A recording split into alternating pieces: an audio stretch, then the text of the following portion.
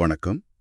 இன்னைக்கு நாம சாமுவல் டேலர் கோல்ட்ரிட்ஜ் அவரோட பயோகிராஃபியா லிட்ரரியா அதுல குறிப்பா அத்தியாயம் 14 கவிதை பத்தின கருத்துக்கள் நீங்க பகிர்ந்துகிட்ட இந்த சுவாரஸ்யமான பகுதி தான். இதை கொஞ்சம் ஆழமா பார்க்கலாம் இன்னைக்கு. ஆமா, வேர்ட்ஸ்வர்த் கூட சேர்ந்து ஆரம்பிச்ச லிரிக்கல் பேலட்ஸ், அப்புறம் அதுக்கு பின்னால வந்த சில கருத்து வேறுபாடுகள். முக்கியமா போஎம் அதாவது கவிதைக்கும் போயிட்ரி அதாவது கவித்துவத்துக்கும் கோல்ட்ரிட்ஜ் எப்படி ஒரு வித்தியாசம் காட்டினாருன்னு பார்க்கலாம். என்ன சொல்றீங்க? ஆரம்பத்துல கோல்ட்ரிட்ஜ் வேர்ட்ஸ்வர்த்தும் இந்த லிரிக்கல் பேலட்ஸ்க்காக ஒரு பெரிய திட்டம் போட்டாங்க இல்லையா? ஆமா. கோல்ட்ரிட்ஜ் இந்த இயற்கைக்கு அப்பாற்பட்ட விஷயங்களை ஏன்ஷியன்ட் மெரினர் மாதிரி நம்புற மாதிரி சொல்லணும்னு, வேர்ட்ஸ்வர்த் சாதாரண விஷயங்கள் இருக்கிற அதிசயத்தை காட்டணும்னு ரெண்டு பேரும் பிளான் பண்ணாங்க. கரெக்ட். இயற்கையோட உண்மையும் கற்பனையோட அந்த ஒரு வர்ணனையும் உண்ணாக்கணும், அதுதான் ஐடியா. ஆமா. கோல்ட்ரிட்ஜ் இதுக்கு சொன்ன பேர் கவிதையோட 2 முக்கிய அம்சங்களை இசைவாக்குறதுன்னு. ஓ. இதுக்காக அவர் பொயட்டிக் ஃபேத் அதாவது கவிதை மேல ஒரு நம்பிக்கைய உருவாக்க நினைச்சாரு. பொயட்டிக் ஃபெய்த் அப்படின்னா நாம இந்த மாதிரி அமானுஷ்யமான கதைகளை படிக்கும்போது நம்ம பகுத்தறிவை கொஞ்சம் ஓரமா வச்சுட்டு அந்த கற்பனை உலகத்தை நம்புறதுக்கு தயாரா இருக்கணும். இததான் அவர் வில்லிங் சஸ்பென்ஷன் ஆஃப் டிஸ்பிலீஃப், நம்பிக்கையோட தற்காலிக நிறுத்தம்னு சொன்னாரு. சிம்பிளா சொன்னா ஒரு பேய் படத்தை நம்பி பாக்குற மாதிரி. சரி புரியுது.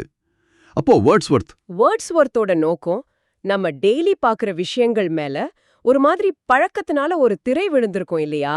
ஆமா, பழையிடும் இல்ல. அந்த திரைய விலக்கி அதோட உண்மையான அழக காட்டணுங்கிறது தான். ஓகே, இந்த பார்ட்னர்ஷிப் நல்லா தான் தெரியுது. ஆனா இதுல பிரச்சனை வந்துச்சே. வேர்ட்ஸ்வர்த் அப்புறமா ஒரு முன்னுரை சேர்த்தாருன்னு சொல்றாங்க. அதுல உண்மையான வாழ்க்கையோட மொழியை கவிதையில யூஸ் பண்ணணும்னு சொன்னது அது கோல்ட்ரிட்ஜ்க்கு பிடிக்கலையா? ஆமா, அது ஒரு முக்கியமான பாயிண்ட். ஏன் அது அவ்வளவு பெரிய விஷயமாச்சு? இல்ல, வேர்ட்ஸ்வர்த்தோட கவிதைகள் பவர்ஃபுல்லானதுன்னு கோல்ட்ரிட்ஜ்க்கு தெரியும். ஆனா அந்த முன்னுரை அவங்க ஆரம்பத்துல 2 பேரும் சேர்ந்து யோசிச்சத கொஞ்சம் மீற மாதிரி, கவிதைய பத்தி ஒரு குருதுரான பார்வை தர்ற மாதிரி கோல்ட்ரிட்ஜ் ஃபீல் பண்ணாரு. ஓஹோ. இது வெறும் மொழி பிரச்சனை இல்ல, கற்பனையோட பங்கு என்ன, கவிதையோட நோக்கம் என்ன அப்படிங்கிற அடிப்படையிலே ஒரு வேறுபாடு. சரி. இந்த கருத்து வேறுபாடு தான் கோல்ட்ரிட்ஜ சரி அப்போ எது நிஜமான கவிதை அதாவது போயம்னு வரையறுக்க வச்சது. இதுதான் இங்க ஒரு டர்னிங் பாயிண்ட். அப்போ கோல்ட்ரிட்ஜ் பார்வையில எது ஒரு கவிதையாக்குது? சும்மா எதுகை மோனை மட்டும் போதுமா? இல்ல, அதெல்லாம் தாண்டி செப்டம்பர்ல 30 நாள் இந்த மாதிரி வரிகள் ஞாபகம் வச்சுக்க உதவும். ஆனா அது கவிதை இல்லைங்கிறாரு. ஒரு உண்மையான கவிதையோட உடனடி நோக்கம் இன்பம் தரணும், சந்தோஷம் தரணும், உண்மைய சொல்றதில்ல, சயின்ஸ் கட்டுரை மாதிரி கிடையாது. சரி. ரொம்ப முக்கியமா அந்த கவிதையோட எல்லா பகுதியும் சொற்கள், ஓசை, கற்பனை, கருத்து எல்லாமே ஒன்னோட ஒன்னு பொருந்தி அந்த மொத்த சந்தோஷத்துக்கும் உதவணும். அதாவது கவிதையில வர்ற ஒவ்வொரு சொல்லும் வரியும் அதங்க இருக்கிறதுக்கு ஒரு காரணம் இருக்கணும் இல்லையா? கரெக்ட். கோல்ட்ரிட்ஜ் சொல்ற மாதிரி எது ஒண்ணு நம்மளை எப்பவும் சந்தோஷப்படுத்துதோ அது ஏன் அப்படி இருக்கு, வேற மாதிரி இல்ல அப்படிங்கிற காரணத்தை அதுக்குள்ளேயே வச்சிருக்கணும். ஒவ்வொரு சின்ன விஷயமும் அதோட இருப்ப நியாயப்படுத்தணும். ஒரு நல்ல கவிதைய படிக்கிற அனுபவத்துக்கு அவர் ஒரு அருமையான உருவகம் சொல்றாரு தெரியுமா? என்னது? ஒரு பாம்போட இயக்கம் மாதிரி இருக்குமா. பாம்போட இயக்கமா? ஆமா, பாம்பு சீரா போயிட்டே இருந்தாலும் அப்பப்போ நிக்கும், கொஞ்சம் பின்னாடி போகும், அப்புறம் அந்த பின்வாங்கல்ல கிடைச்ச ஒரு சக்தியோட மறுபடியும் முன்னாடி போகும். அது மாதிரி கவிதைய படிக்கிறவங்க அவசரமா முடிவுக்கு போகாம அந்த பயணத்தோட ஒவ்வொரு வளைவையும் ரசிக்கணும்ங்கிறாரு. இந்த பாம்பு உருவகம் நல்லா இருக்கு. அப்போ எல்லா நல்ல கவிதையுமே பொறுமையா ஆழ்ந்து ரசிக்கணுமா? சில கவிதைகள் டக்குன்னு தாக்குமே. அது ஒரு நல்ல கேள்வி.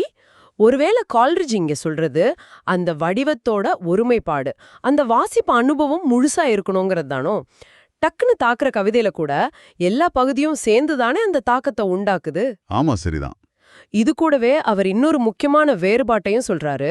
கவிதை போயம் வேற, கவித்துவம் பொயிட்ரி வேறன்னு. ஆமா, அதன வித்தியாசம். கவித்துவம்னா கவிதையை விட பெருசா?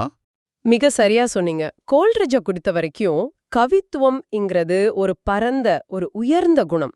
அது செய்யுள் வடிவத்தில் இருக்கிற கவிதைகள்ல இருக்கலாம், ஆனா அது உரைநடையில கூட இருக்கலாம். உரைநடை இல்லையா? எப்படி? பிளேட்டோவோட தத்துவங்கள்ல இல்ல பைபிள்ல சில பகுதிகள்ல இது மாதிரி இடங்கள்லயும் கவித்துவம் இருக்கலாம்ங்கிறாரு. இது வடிவத்தை பத்தினது இல்ல, அந்த உள்ளடக்கத்தோட சாரம் பத்தினது. அப்போ அந்த சாரம் என்ன? எது அந்த கவித்துவத்தை உருவாக்குது? அதுதான் கோல்ட்ரிட்ஜோட முக்கியமான கான்செப்ட். கற்பனை திறன், இமேஜினேஷன். இமேஜினேஷன். இது சும்மா கற்பனை பண்றதில்ல. கோல்ட்ரிட்ஜ் இத ஒரு தொகுக்கும் மற்றும் மாயாஜால சக்தி, ஒரு சிந்தட்டிக் அண்ட் மேஜிக்கல் பவர்னு சொல்றாரு. ஓகே. இதுதான் ஒண்ணுக்கொன்னு எதிரா இருக்கிற விஷயங்களை, பழசு எக்ஸ் புதுசு, பொதுவானது எக்ஸ் தனித்துவமானது, உணர்ச்சி எக்ஸ் ஒழுங்கு, இயற்கை எக்ஸ் செயற்கை, இது எல்லாத்தையும் ஒன்னா சேர்த்து சமரசம் பண்ணி ஒரு புது உயிருள்ள முழுமைய உருவாக்குற சக்தி. ஆஹா. அவர் அழகா சொல்வாரு, நல்லறிவுங்கிறது ஒரு ஜீனியஸோட உடம்புனா கற்பனை தான் அதோட ஆன்மா. அதுதான் எல்லாத்தையும் ஒன்னா சேர்த்து அதுக்கு உயிர் கொடுக்குது. ஆஹா, கோல்ட்ரிட்ஜ் நம்ம கொடுத்திருக்கிற பார்வை ரொம்ப ஆழமானது. கவிதைகள், அதாவது போயம்ஸ், அது ஒரு வடிவத்துக்குள்ள சந்தோஷத்தை நோக்கமா வச்சிருக்கு. ஆனா கவித்துவம், போயட்ரிங்கிறது அந்த வடிவங்களுக்கு உயிர் கொடுக்கிற ஒரு பரந்த சக்தி. அது கற்பனை திறனால நம்ம மனசோட முழு சக்தியும் வெளிக்கொண்டு முரண்பாடுகளை இணைக்குது. ஆமா, இத நீங்க யோசிச்சு பாருங்களேன்.